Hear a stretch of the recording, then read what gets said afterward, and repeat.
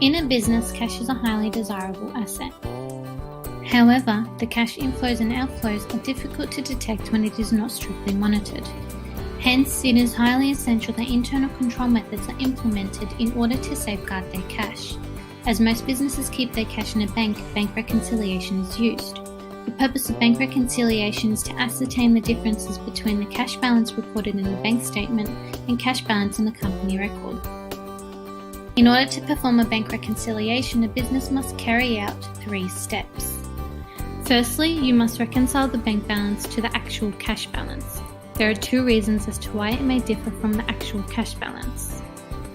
The first reason may be in relation to a deposit in transit, meaning a deposit made by the company that have not yet been cleared in the bank. Therefore, it is not displayed in the bank statement. Hence, deposits in transit must be added to the bank's cash balance. The other reason is outstanding checks, which is a check that has been distributed by the company but does not appear in the bank statement. Because the cash is no longer in the bank, outstanding checks is subtracted from the bank cash balance, including errors that will give the actual cash balance. Secondly, we must reconcile the business book balance to the actual cash balance. This is done by taking the balance per company's records and adding credit memorandums, which arises when the bank collects cash on behalf of the business.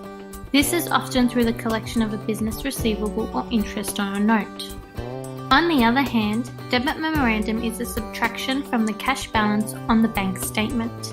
For instance, service charge or dishonoured payments.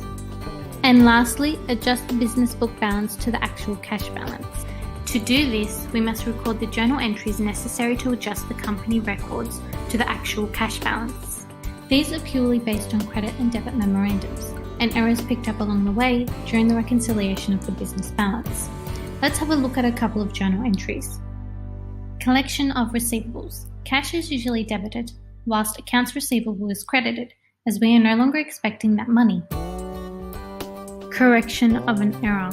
Cash is debited while accounts payable is credited.